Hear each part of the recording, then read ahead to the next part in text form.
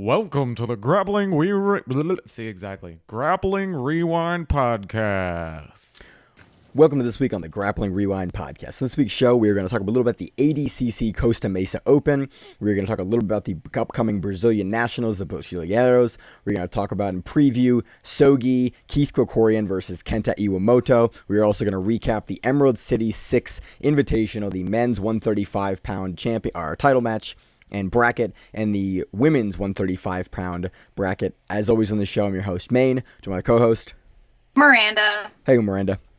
Pretty good. How are you? Doing good. We're doing the show remote because I essentially just got off of the travel from ADCC Open, and I am flying out in less than 24 hours now to go back to Denver. So timing-wise, we wanted to get the show out this week. Might be a little bit of an abbreviated show because it has been a big weekend. If you want to hear more about me at the ADCC Open, great event. Probably talk about that in the outro of the podcast. But some fun stuff to cover this weekend. In news, I don't think we have a ton of news, Miranda. Is that right? No, we don't have much going on. Yeah. That I'm aware of, at least. Really, for news as far as like ADCC, this was the first one of the first major U.S. Open that ADCC ran. It was last minute as well on big news. ADCC is no longer going to be on Fight Pass. They are now moving back over to Flow.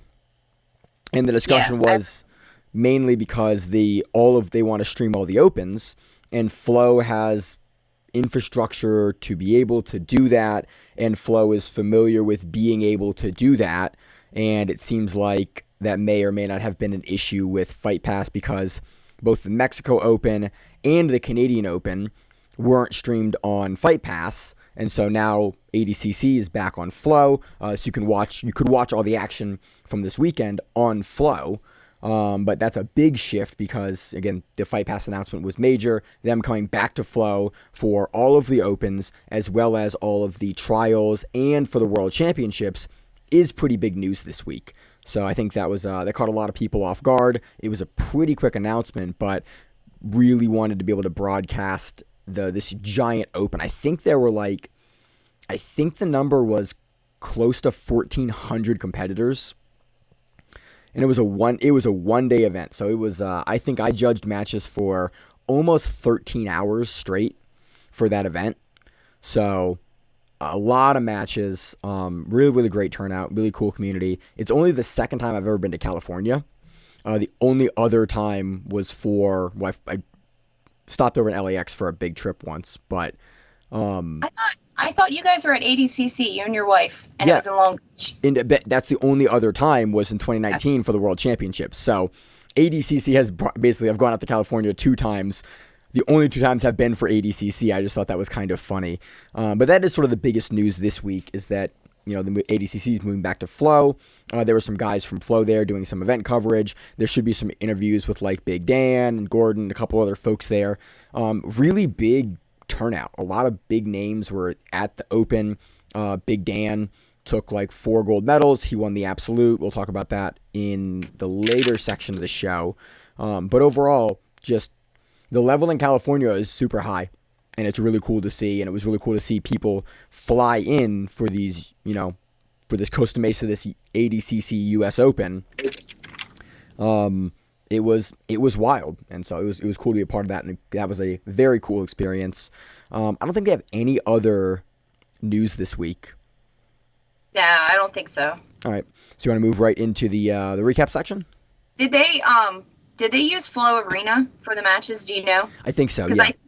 I think that's one of the other reasons that they decided to stay with them is because Flow Arena it's easy to find your matches, it's easy to see the brackets, and it's easy to know when you're going and how everything's operating. Okay. Yeah. So without adding something else in to fill that gap, it's probably one of the easiest. It's already integrated there. Yeah, so they were using Smooth Comp prior, and I like the interface for Smooth Comp. Using Flow Arena, I had a lot of angry folks come up to me on the judges table and have questions about it, so I'm not sure. I've never used it as a competitor. But day of. The thing that confused me about it is because it's set up for wrestling, when you, like, for me, I had a 4-man bracket, and when I lost my first match, I went into a consolidation bracket, and that's not on the same page. Yeah, So I had to the consolation brackets are in a separate page, and this was also double elimination, so there was a bunch of confusion that I hope will be ironed out in the future. But most of the folks kind of understood and were able to figure that out, especially towards the end of the day. So that was good. But let's move into the recap. So Emerald City 6 Invitational happened. The event was initially it was going to be a 16-man women's bracket and a 32-man or 16-woman bracket and a 32-man men's bracket, both in the 135-pound division. Ended up being 27 men and 8 women, I think, due to some dropouts. Yes. But really cool storyline here. One of the women that was in the finals versus Trinity Pond, Lauren Sears. Yep. She was like a late replacement. Yeah, she was a super late replacement. I think they said she had less than 24 hours to be put in the bracket. And then on top of that, she is like a 115 as opposed to a 135. So she definitely was like a smaller competitor when it came to everybody. Yeah. That's wild. Like, to end made in the finals. Yeah.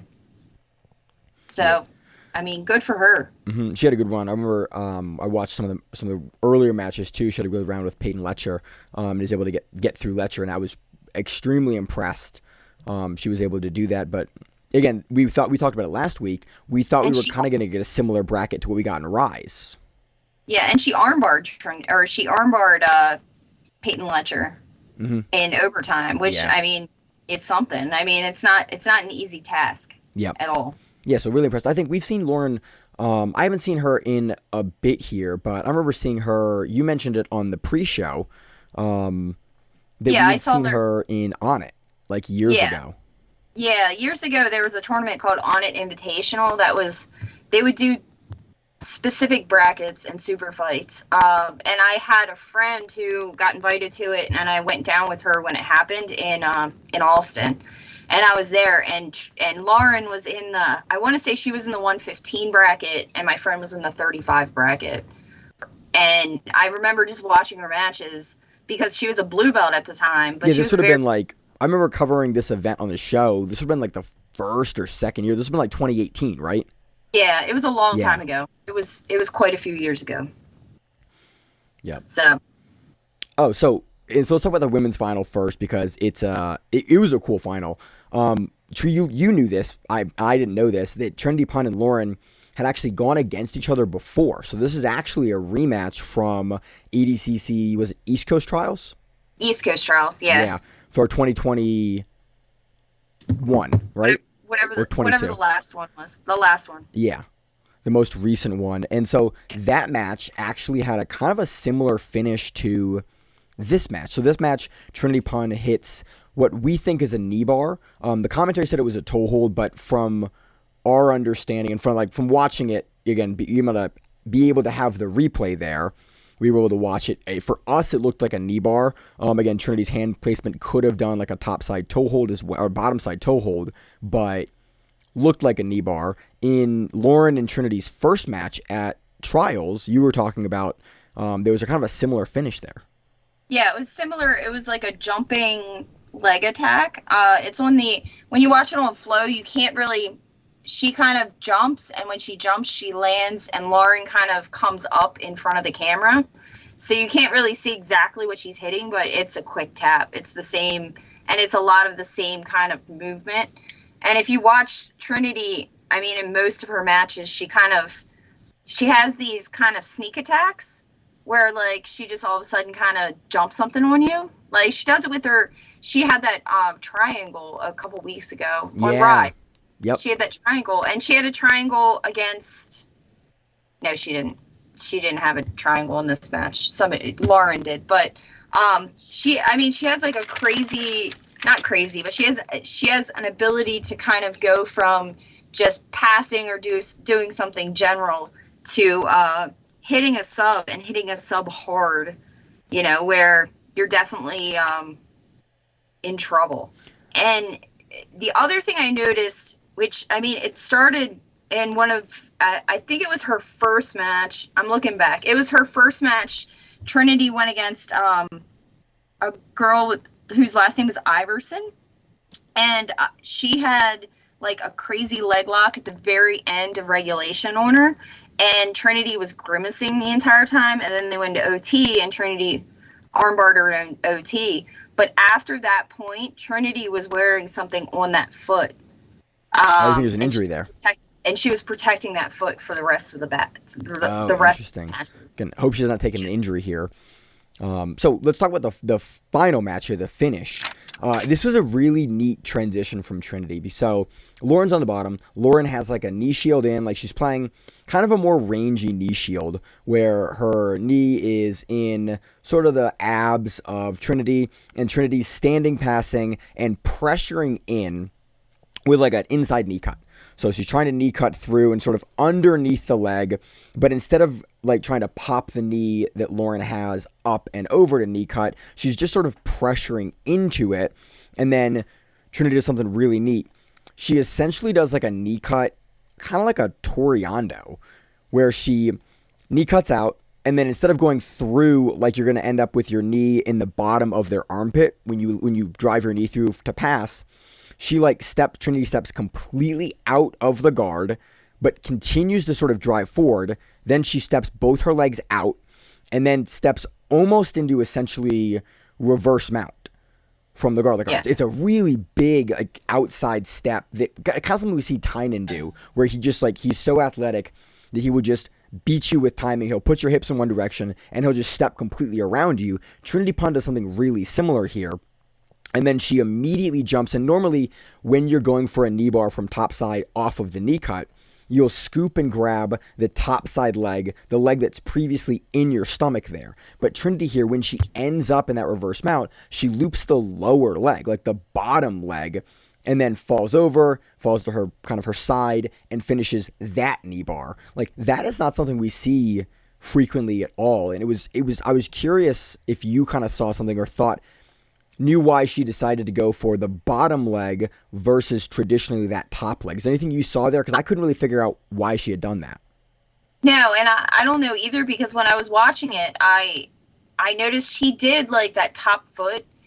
I thought she was going to try to like Aoki lock the top foot. Yeah, because Trinity reaches back a couple of times, like gets a grip on the top side of Lauren's toes. Pushes it into her, and pushes it into her, like into her chest.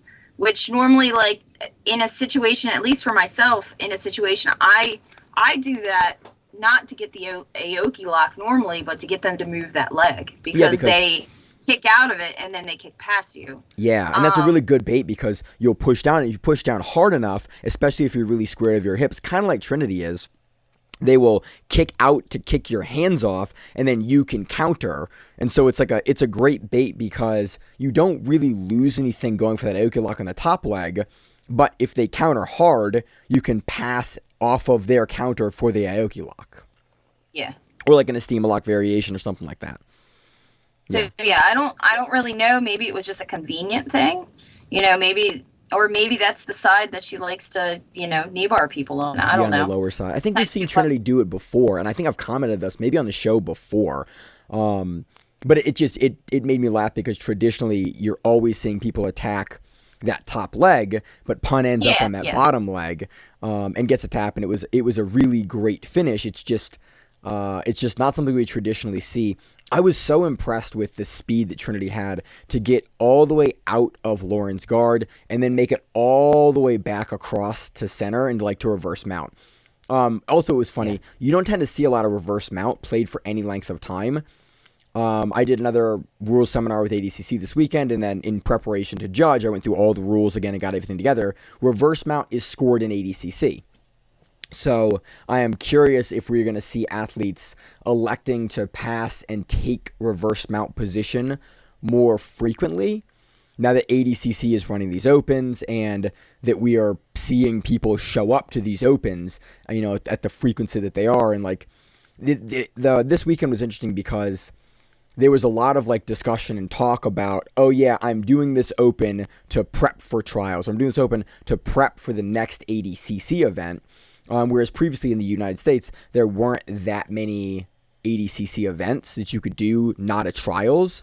And so it's interesting that there's a lot of people now using the event specifically to prep, but Trinity going to reverse mount, in my head after this weekend, I kind of went, oh, I wonder if that's a position that we're going to see used more of, because now, traditionally like IBJJF and a lot of the rule sets, that doesn't score, but in ADCC, mount is mount. They don't care as long as the knees are down and 75% of the back is controlled. It's all mount. So it was just a little piece that I noted in this match of like, oh, I wonder if we're going to see a shift in meta where we're going to see more people passing instead of passing mounted straight. They'll end up passing to reverse mount, at range. So it was just a thought. On the same kind of side of things, it's kind of I wouldn't say it's upsetting, but it's not very good. Well, I mean, for me, it's not the most preferable thing that at least for East Coast trials, it looks like the Open is going to be the day before East Coast trials. Yeah. So we were talking about that too. Do you want to talk about that now, or want to talk about that at? I mean, we can talk about it now. I don't care. Right. So I kind of think that's good. So ADCC trials is getting bigger and bigger and bigger. So like to finish the pun match first. Yeah. Trinity Pun has a great finish. She is now the 135-pound champion for Sogi. Looked good. Correction. No. Not Sogi. That's Emerald City. We're going to preview Sogi here in a minute. Again, long day, guys. Looks very good. And some corrections. So we talked about Trinity like not knowing her age a couple weeks ago. High school senior. So when she graduates, she's going to split her time between where she currently is and down at Austin. So that's a correction. So I got her age wrong. So again, very young grappler, super exciting in the division. Extremely, I can't wait to see her at this upcoming trials because she's just like continually improving her game and, looking great. So wasn't able to get it on a rise, but gets it done here versus a very similar group of women. And again, the women's 135 division really has never looked better than grappling. Like it's, there's some phenomenal talents there right now. So that's exciting. Let's kind of sequitur back before we get to the men's finals, talk about ADCC Open. I think running the Open the day before is going to be good because it'll get a lot of people that want to compete in the rule set that don't really have business doing trials, but still want to compete there. And so I hope that, because we're seeing trials get bigger and bigger and bigger, like East Coast trials and West Coast trials, we had over 200 in the men's 66 and men's 77 divisions. And unfortunately, or fortunately, like a lot of those folks in those divisions, they're there to go have a match at trials. I don't think a lot of them have expectations that they can go and win the whole thing. I hope that the Open will push those competitors that want to go and have that experience into the Open and hopefully make it so the trials doesn't turn into like a 3-day event where athletes have to have 6 matches, over each day over 3 days, Friday, Saturday, and Sunday. And so it'll push for trials to be more of the guys that are in trials because they think they can win trials. And if you're looking to just get experience in the ADCC rule set, because prior to, the Opens in the United States, there just wasn't a lot of opportunity to get experience in the ADCC rule set. So if you were like a blue belt or purple belt looking to make a statement and looking to like eventually go and win a trials, you had to do the trials earlier to even get that experience. So now with the Opens, I'm hoping that some of those guys or women and guys that are like less about it, that want the experience, can enter those, and the trials can be, can stay more reasonably sized for the next couple years before the sport continues to expand and those get, absolutely insanely large. But It'll be interesting. So yeah, the Open is, I think, is it Friday or Thursday? I think it's Friday. Yeah, I thought it was Friday. I want to say it was the day before. Yep. So when I looked at the dates and everything. Yeah, there's one anyway, May 13th as well in Denver. Yeah. So a lot of stuff in Denver for me. I'm already traveling too much. I can't do that one. Yeah, I probably can't do it either because I've traveled from here to LA and then I stopped in Denver this morning to connecting flight back to Baltimore, and then in 22 hours, I am going back to Denver for ONE FC for the weekend. And then the next weekend would be ADCC Open in Denver again. And it is not a level of travel that I would be able to do. We're also doing some commentary for Copa Virginia on the same date as well. So let's move into the men's final. This was, you have the names in front of you? Yeah, it was Cameron Malott from Tom DeBlas's school versus Sebastian Overvides. He's a super young, when I say super young, I think he's 18. But he's also like the number 6 135er. At least his Instagram says he's the number 6 135er in the country. I don't know exactly where he gets that information from. But he's from Houston, Texas. He's very good. And the two of them actually saw each other at the ADCC Open that we were both at in Vegas last summer. Yeah, the one that happened right before the World Championships, the one in September in Vegas that I also judged that. I didn't have their matches, but again, it's guys that have met up before. You're seeing a trend here, if you notice. People that are at the tops of these divisions tend to bump into each other a lot. We've seen it, at the World Championship level for a long time, but now you're starting to see it on these like guys that are regional and national level where, they may be geographically not located in the same places, but they're gunning for those same spots. They're entering those same tournaments and running into each other with a great degree of frequency. The regulation of this match was, how would you describe, Miranda? It was a lot of back and forth and a lot of, I would say, not tentative, but both guys, for me at least, weren't looking. They were gonna shoot their shot for stuff, but no one was super willing to overextend in long exchanges. True. So they would grab a submission, but they would let go of it as fast as they would grab it. Yeah.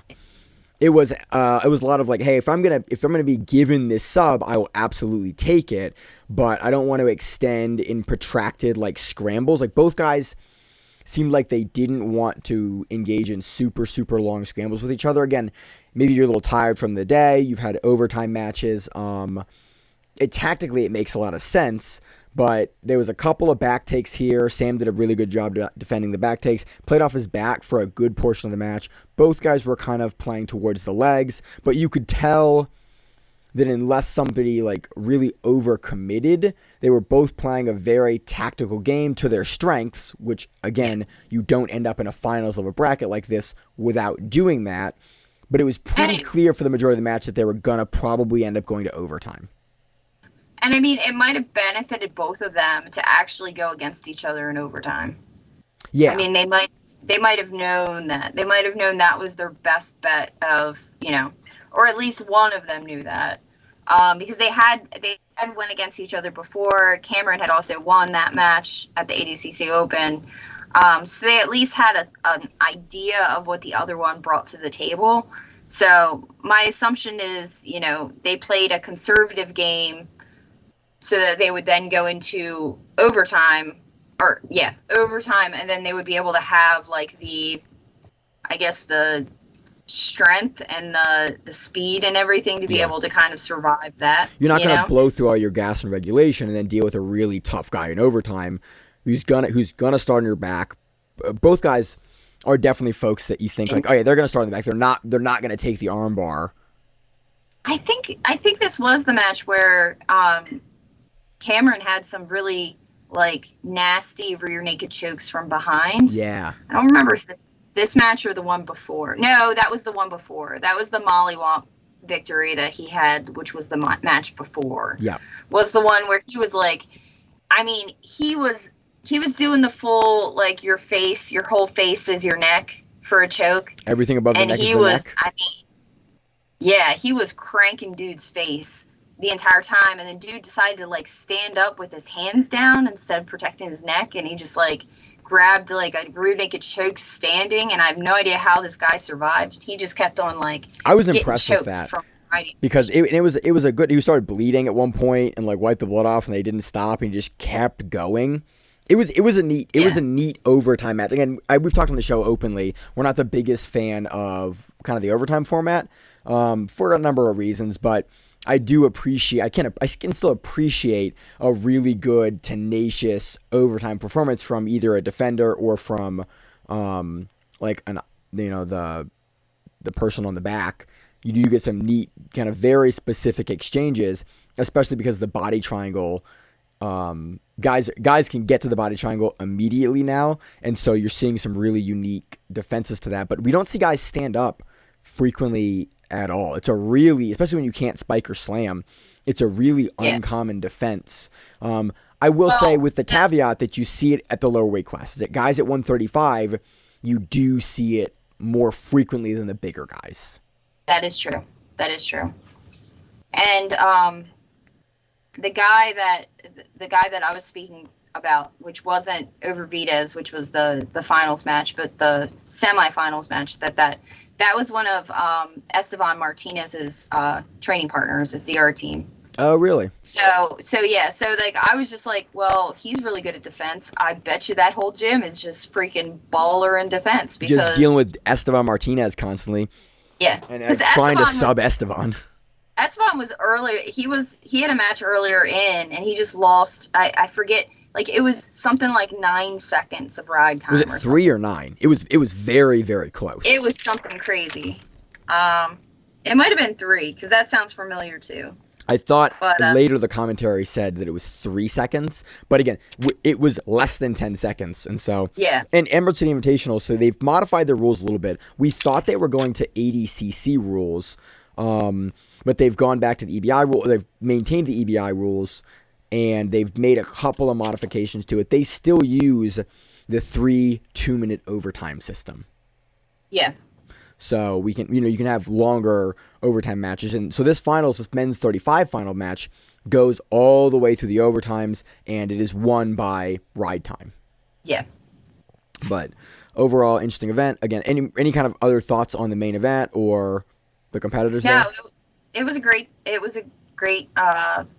tournament. It was definitely a longer tournament. It was 5 hours. Yeah, you have a 27-person bracket. Like even at single elimination, it's just that extra round can definitely play long. And for me, I kind of had a problem when I was watching it, figuring out exactly where in the bracket they were. Yeah. And that's something that I struggled a bit to figure out. Okay, is this the final? Is this not the final? Like Trinity's match, in the final, it was. We knew there was a break before, and then I knew that there was we had men's finals, women's finals up next, but I wish there would have been like a graphic on the screen or something to indicate that was a final. Because even when they finished at the end and they raised Trinity's hand, it wasn't really clear. It was, if you knew in the broadcast it was clear, but watching that match individually, which is kind of how initially I watched the event for the first time, it wasn't really clear that was the final and Trinity was now the champion. Yeah. And so I wish there was like a little bit of a graphic or something there to make it a little more clear on the broadcast, because I struggled. I think you struggled a little bit as well, figuring out exactly where in the card we were, especially with such a big men's bracket. It's really hard to keep a 16-man bracket straight. And without knowing, I don't think, at least I watched the whole thing, and I don't recall them telling us at any point that it went from 32 to 27. When I realized that was actually happening was when they started saying that people were getting buys into round 2. So I kind of realized that there were less gentlemen than had started, but it was, that part was kind of not explained that well. Yeah. But at the same time, it ran well. It wasn't like they took a lot of time between matches. They kind of tried to run matches as fast as they could. Yeah, I love what Sam's doing up there. Again, I really wish that they would have made this shift over to ADCC rules.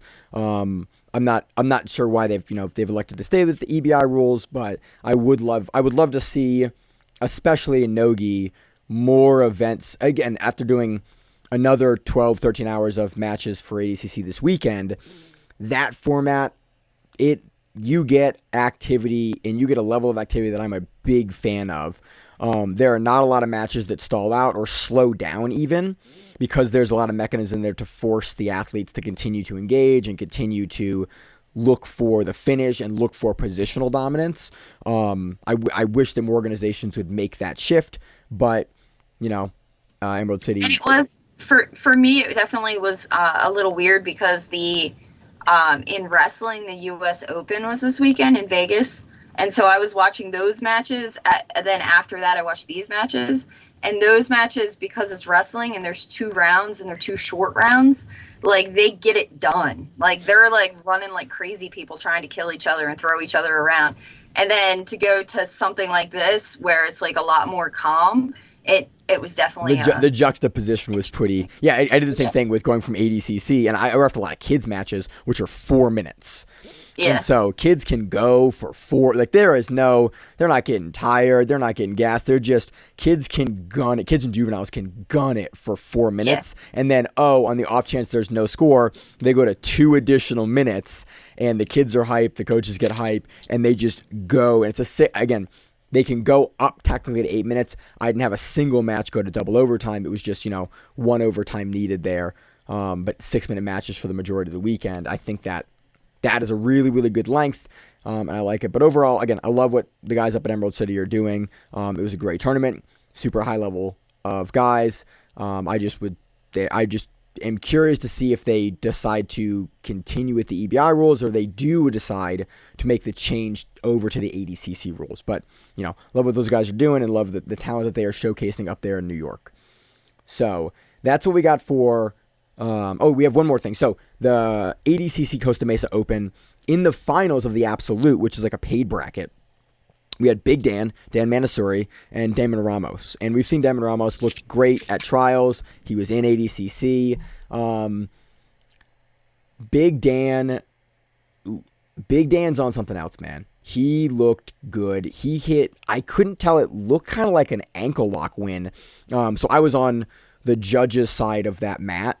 And so the finish, and both those guys are real big guys, was on the other foot away from us, so I didn't get a chance to actually see exactly what the finish was, but it was a pretty quick leg lock victory for Big Dan. He got up, he was excited. Apparently he took 4 golds this weekend. He took the gold last weekend at Canada. That's a dude that is on the ADCC grind and learning the rules. Gordon was there as well. I think he was coaching Big Dan. So it's, those guys are hammering. Oliver Taza was there. Junior Ocasio was there. Barrett Yoshida won his division. There was so many other big names there. I spent other time on some different mats throughout the weekend, so I didn't get a chance to see a lot of them, but I was able to make it over for the absolute finals because that was the last match of the day. And again, super, super impressed with the changes that Big Dan is making to his game, and he is still so dangerous on the feet. We just saw a match with Sloan Clymer versus Ramos a month ago or so on Fight to Win for the main event. Yeah, and we saw we were impressed there with like the back and forth he had with Clymer, and we've watched Ramos before on trials and been really impressed with him. And a lot of guys at the plus 99, speak really highly of his game, but for Big Dan to go and continue to do what he has been doing, which is take another big dude, get him down, and then get to the feet and get the finish. I continue to be impressed by his ability to do that. And again, take 4 golds at ADCC in the Opens. That's, Big Dan continues to be a dude to watch out for. Yeah. So, any other thoughts on the weekend, Miranda? Not on that.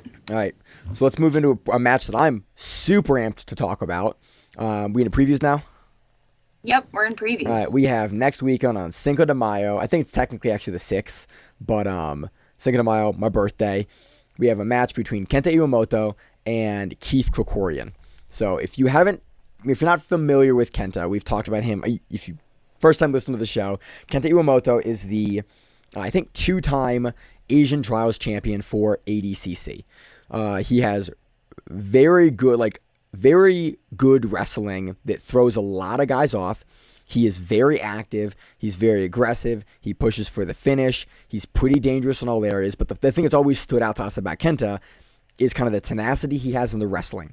We watched his match versus JT Torres in the World Championships, and we've talked about, like, was JT off? Was he not?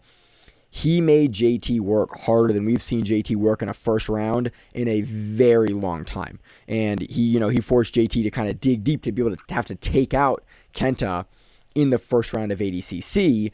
But Kenta's been pretty active since then. Unfortunately, he does not have a BJ Heroes page, so I can't pull his record in more depth. But we saw him on Sogi. I pulled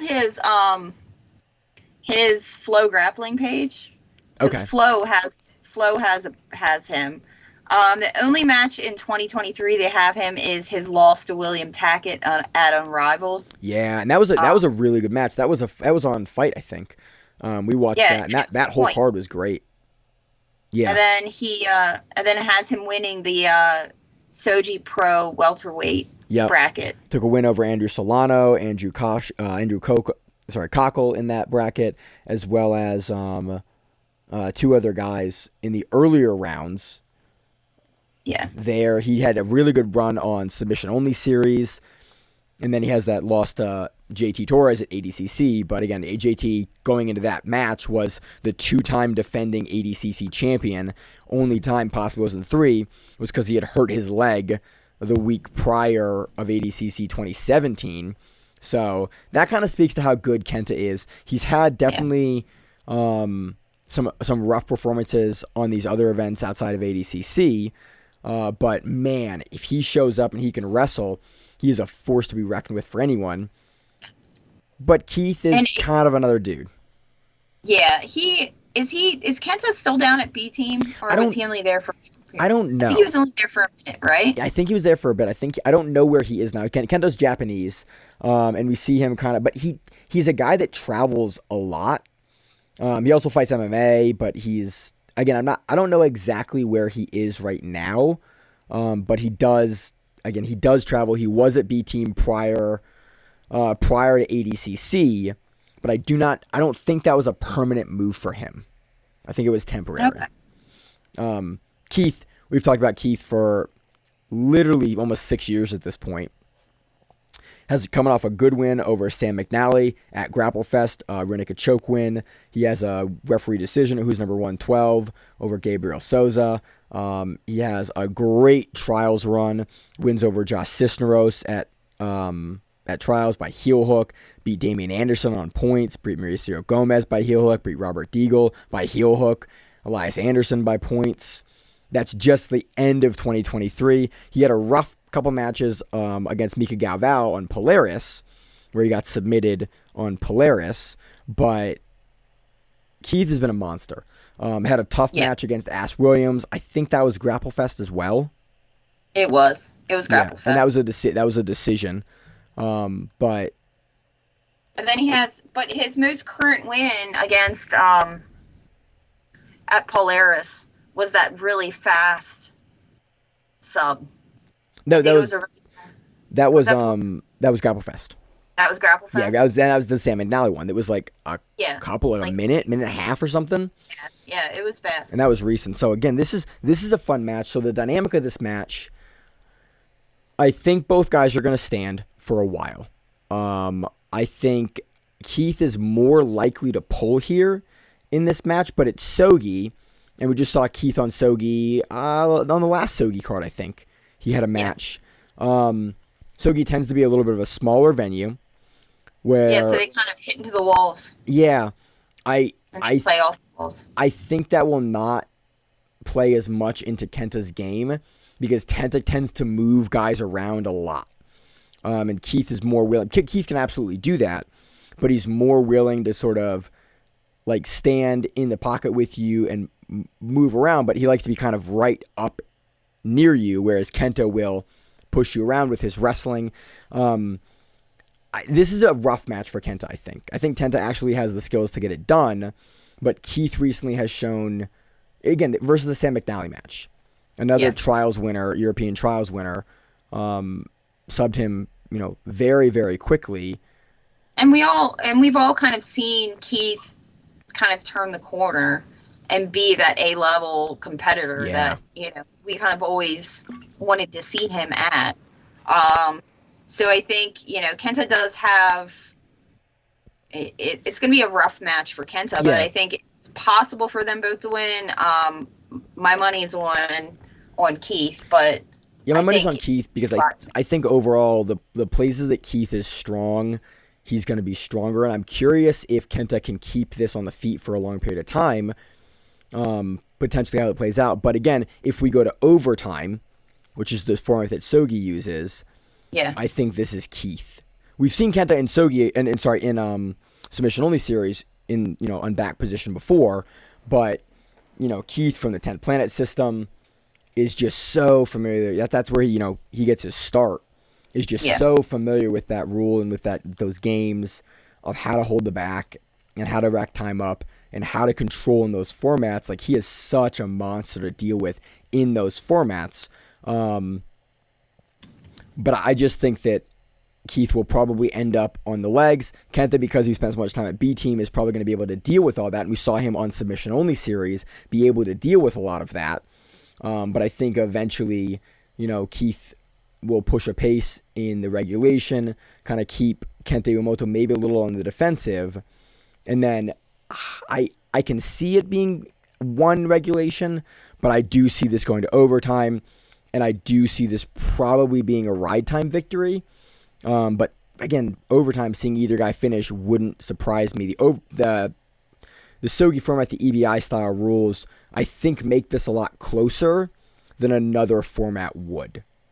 I think so too. So, but again, I'm going to give the edge of Keith, recognizing that both guys could absolutely, take it, especially in the format. But Keith has been on an absolute tear recently on big events, and Kenta has looked really, really good, but it's been a little hot and cold here and there. So, and also because I'm not familiar with his training situation, I don't know who he's working with and, what his prep is going to look like. So that's that match. Any kind of closing thoughts on that one? I'm amped for this. This will be fun. I'm super excited for this one. No, that'll be a fun card. It has some other matches on it. It looks like 1, 2, 3, 4, like at least 7 matches on the main card. So, and that's on Flow. Yep. So, and it's on May 6th. So it's the Cinco de Mayo event, but it's on May 6th. Yeah, it's the day after Cinco de Mayo. So I'll be flying. I think we'll be flying back on that day. So I'll catch that. I'll probably catch that on a replay. We'll be going to 1FC the day prior. So that'll be, I'm amped for that one. Any other thoughts on Sogi? Yep, that's it. All right, so moving in, we also have Brasileiros this weekend. Brasileiros is always it's an event we sometimes cover in some depth, but overall, it's usually really, really hard to be able to cover, just with how it's filmed and a lot of other pieces. Miranda, you pulled up some names. We're not going to run through all of the brackets because for remote shows for us, that's really, really hard to do. When in person, it's a lot easier, but for remote, it's very difficult. So you pulled up a couple of names that you were seeing in bracket.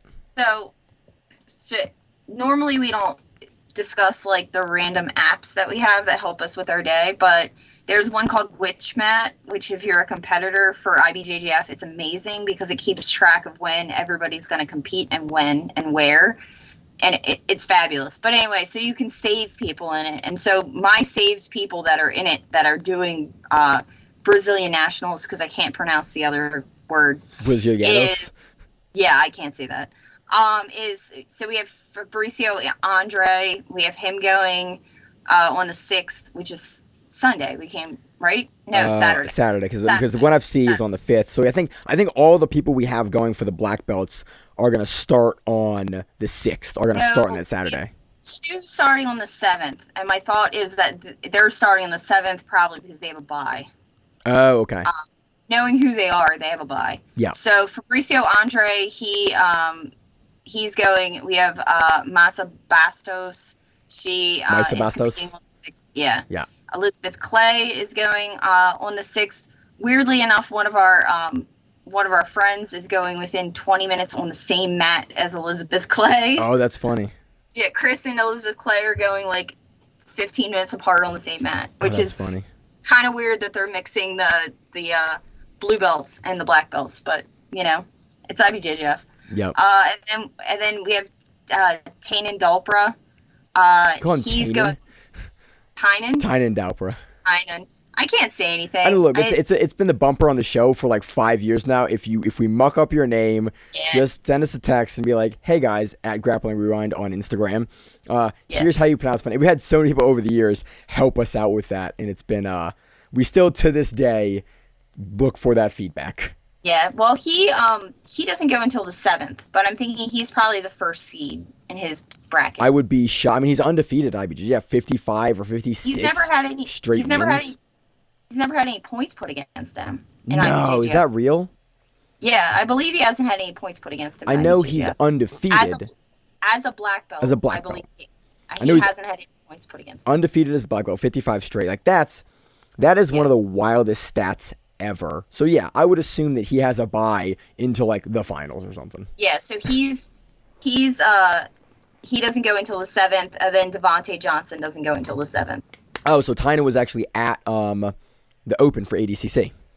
Oh, was he? Because I had to talk to him a couple of times because AOJ, him, Cole, Guy Mendez were there. They had a lot of youth competitors on one of my mats, and so I had to talk to them a couple of times because they were kind of non sequitur. They were very, very active because they had a lot of guys competing in the kids divisions and in the adult divisions, and they were moving their guys. They were trying to like move their guys up.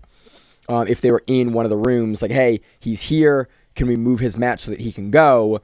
So we can. They were trying to get through their brackets as quick as possible because they had guys. They were in multiple divisions that were like unrelated, and so they were frequently going, hey, do you have this match? Can we, are both guys here? Can we run this so that we can, get him to the other division so that we're not having to bounce between because there were 2 different rooms, so we had to bounce between 2 different rooms. So Devontae Johnson's actually number 3. He does get a bye, but as I pulled up his bracket, something that I find interesting is, Eric Muniz. Yep. Now he just went to Frateres. He just went to that team. From Dreamart. He just left Dreamart. Yeah. That is coming up as his school.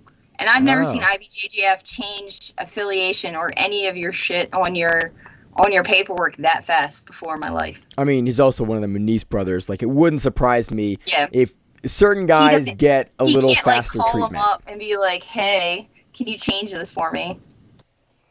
But yeah, Eric Muniz is number 1 in that bracket. But Devontae Johnson is number 3, but he does have a bye. So both those gentlemen don't go until Sunday.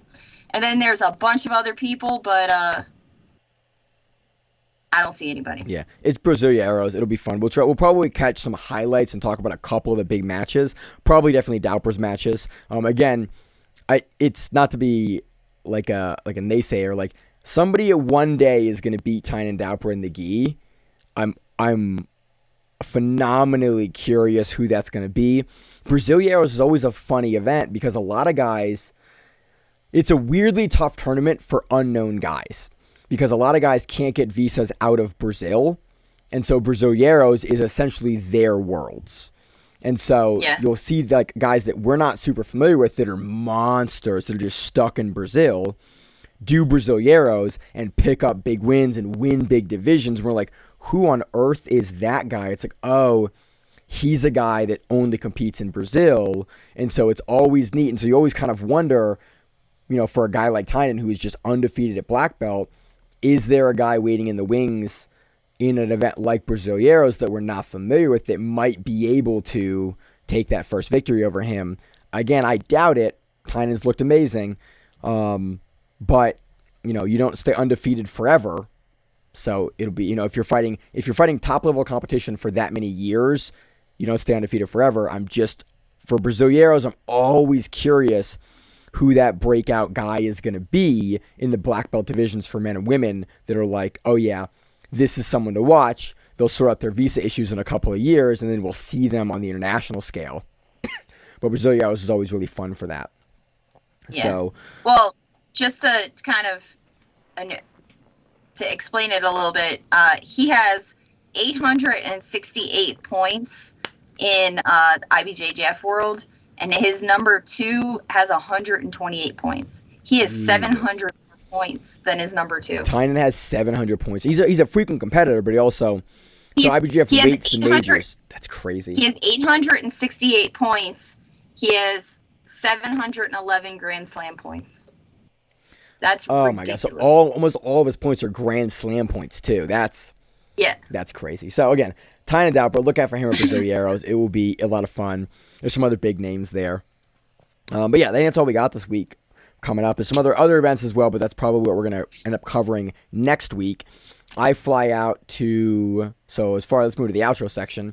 I flew in today from Denver, from LA, and then Denver to Baltimore, and now I'm gonna work tomorrow, and then tomorrow evening I'm gonna fly out back to Denver to hang out with some family, go see the guys at Nova Mente, do a seminar there with Danielle Kelly, and then see 1FC, Demetrius Johnson versus Morales for my birthday, and then also I think Ty is on that card. I think is Danielle Kelly also on that card? I believe so. Yeah. And isn't what's it called on that card? Isn't he defending his 135 champion? Mikey? Yeah, I think so too. Again, the card's moved a little bit, but I'm super excited for the card. That would be this week. Yeah, you got it's Mikey versus Asma Al Marwai. Yeah, Amariri. Osama, the guy from Atos. Okay. So he's a world champion. This is actually legitimately a really interesting match for Mikey Musumeci because Osama's really good. And he's an Atos guy. He's a Nogi world champion. I'm really curious to see how Mikey... This is going to be the first time that Mikey has faced like a straight-up world-level jiu-jitsu guy since Kleber. And it's just really... This, I think, could be a weirdly tough match for Musumeci. I think Mikey takes it, but Osama's a guy that's we've been watching for 2 years now that's consistently really, really impressed me. He's a rooster weight in the IBJJF. Okay. So he's probably going to be a little on the smaller side, but Mikey's also done rooster as well. He has to cut a little more to make rooster. There's also the Ty Ruotolo match versus... I think Ty takes it over DeRitter. Yeah, I think he does. So we saw Galvao versus DeRitter. And Galvao kind of had a rough time. DeRitter's a big, strong dude, but I just think that Ty is going to be too much. I think Ty's quicker, too. He has a lot more speed to him. I look at a gassed Ty versus a guy like Margali or Pena. I think that both those guys are have better grappling credentials than DeRitter. And I think that Ty will be able to get to DeRitter's back or get to his legs and finish. I think that's how the match is going to go. But I kind of foresee Ty getting to DeRitter's back. That's what I think is going to happen. I think DeRitter's going to be bigger than Ty, but I don't think it's going to matter because Ty is absolutely the second, the new wave of guys coming down the pipe that are going to be unstoppable. You don't take third at ADCC in the absolute without being a monster in grappling. Yeah. And then also on the card, we had Danielle Kelly versus who's she on? So she's not on the card. I just looked at it. I have it up right now. She's not on the card. There's a guy named Ong Sang that's on the card. It's an MMA. He was local. He used to be Crazy 88 back in the day. Yeah, he used to be there when I actually moved down to Baltimore. He was the kind of one of the head guys there. Yeah. He was one of their head instructors for a bit, and then he moved down to down Florida. Yeah, I forget where he's now. Yeah, one of the bigger fight teams down in Florida. Yeah. And I can't think what they're called. Oh, the Black Zillions. I think he was with them for a minute. I don't know if he's still with them. And then it was like somebody from the Black Zillions created like a kind of like a... This is a Simon question. Simon would know. Yeah, they created like this weird organization, not a weird, but they created like this super team with like a bunch of high level guys, and they had their own like medical unit, and they had their own like everything. Yep. To like almost kind of like not culty, but they kind of took care of themselves kind of deal. Yeah. Super team. He was there the last time I heard, but I haven't seen him since. So he's always a fun time to watch. So this card also has Rotang on it, has Stamp Veritex on it, has Sage Northcutt returning after, I think, 3 or 4 years, maybe 5 years, returning after a long time on this card. So I am absolutely amped for this card. I've been loving the ONE FC, what they've been doing recently, and I cannot wait to get back on a plane in 20 hours and fly back to Denver and be very out of breath every time I have to train. Well, so that's my week. It's been a big week. Going to ADCC was phenomenal. It was cool. It's great. I love working with ADCC and working for them. It's really cool. I love that they're training more staff, and it was cool to get a chance to train other referees and judges and assist that. And again, I can't wait to see what the other opens look like. I love the rule set, and I like that ADCC is making a big push and effort to get more and more people in the community trained to understand the rule set, because I think a lot of the fights that we had to have at the table and really to educate the community is going to fix people not understanding that ADCC scores for post rear mount, for legs crossed, for feet inside, for body triangle. All of those are scoring back positions for ADCC. And I think once people do more ADCC events and see that, you'll get less fights about those positions, and fighting over control or fighting over the turtle and the neutral positions. People will become more familiar because the events are going to be more frequent, and then you're going to have a more educated community and fan and participant group, and it only kind of brings the sport up because people understand exactly what the criteria is. And we started to even see that by the end of the day, people, you let coaches know, you let competitors know, hey, there's going to be a -1, and overall, it was great to be in that community and assist in educating people that were less familiar with the EDCC rule set. And for the most part, everyone was phenomenal, letting guys know, hey man, your fighter got a negative because they pulled during the points time, and they went, oh, okay, I didn't know that. That's good to know. Or hey, it's not -2 points, it's only -1 point. Just being there to educate the coaches and the athletes and give them that feedback and information for hey, you got taken down there because X, Y, and Z, or giving them that feedback, because ADCC is much more vocal with their athletes and competitors, and I think it's a really good way to do business. And you get an informed community. You don't just stand there and not say anything. And I like the approach. So overall, no, I agree. Yeah, I agree. It just feels much more. I felt able to give the coaches and the competitors the respect I think they deserved by being able, as the table, to explain what was going on to them. If there was a confusion or a disagreement, we could let them know, and it wasn't just, this is how it is, we're done. It was, hey, this is what we are seeing, this is what we saw here, this is why it got scored or didn't get scored. Really, it's why it didn't get scored. It was most of the time what you were explaining, but overall, I think I was really, really happy with the community and really, really happy with all the questions we were able to answer about, how the rules worked and where the organization is going. So it was awesome to be part of that. I can't wait to hopefully do more of those in the future. But it's going to push the level up for trials even higher. If you compete and you want to do an ADCC Open, I recommend it. I think they're great events. Yeah, they're fun events. Yeah, you've done a couple. You've done one. Yeah, I'll be doing them when they come close. Let's say it that way. So I got nothing else, Miranda. What do you got? Anything going on? So I'm part of a school that just opened. We opened a brand new academy this weekend on Saturday, so that was fun. We had a big open mat, and I get to start teaching women and kids over the next couple days. So, it'll be interesting. That's good. Congratulations. That's awesome. That's awesome to hear. I've taught kids before, so it shouldn't be that bad. But yeah, so I have that going on, and that'll definitely be an extra thing to add into. And then we'll start getting ready and competing again all the time like I used to. So it's always a good thing. But that's about it. I don't think anything else happened. Awesome. Well, yeah. I got nothing else. So as always in the show, I'm your host, Maine, joined my co-host, Miranda. And we have the Grappling Rewind to the mat. Whatever it is, stay safe. If you like the show, please consider sharing it on Facebook with the folks at your gym. It's the best way that we grow the show, and we really appreciate it. You can reach out to us on email. We also have Instagram, we have Facebook, we have Twitter. We have Google Plus. Until that shuts down. We have a website. If you have an event you would like to have us cover, please let us know.